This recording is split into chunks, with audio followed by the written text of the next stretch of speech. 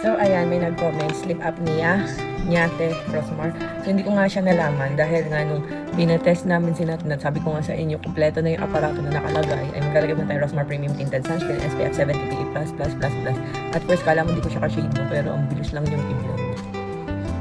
May whitening and anti-aging effect nga din pala to, guys. And sleep apnea test nga, ayun nga. So, pinagawa nga namin, kaso nga, mission failed.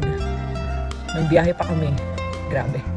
Tapos hindi namin siya pinatulog maghapon kasi nga para matest siya. So basically hindi rin nga umubra dahil nga sinatnat ay naalimpungatan. Yung nagigising, diba? Tapos kumikip-kip kasi sa akin. Ay andun ako sa tabi niya. Tapos ayun, nagwala siya. Tinanggal niya. Sabi niya, ayaw dikit-dikit, ayaw this. Sabi ganun. I don't like this. Gawa ganun siya. Tapos tinanggal niya. Tapos yung mga nandun para mga ninja, mga nagtago dun sa gilid-gilid ganun. Sa akala nila may nakakabit pa pero tanggal as in lahat. Tinanggal lahat may walang natira. So ayun, wala nangyari. Sayang ang bayad. Ayan, so grabe tinan nyo guys, matte effect talaga siya, very lightweight. Para kang walang nilagay. So check out nyo na to guys. Ito yung lagi kong ginagamit kaya parang lagi naka-makeup look pero walang makeup. Ayun, ganda no, very lightweight. Para kang walang pinahid oh.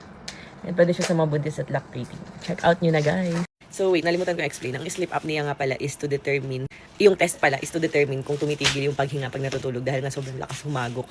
And pwede rin siyang gawin sa mga matatanda. So ayun.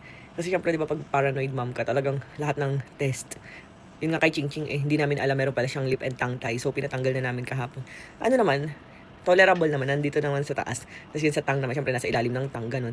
Pero pinakat pa rin namin kasi dapat yun mas mahaba, mas talagang dapat talaga siyang makat, ganun. So yung iba, hindi na nila pinapaganon yung ganun nila, hinahayaan lang. Pero ako kasi syempre, diba, para gumanda yung tubo ng teeth, ganun. So ayun lang.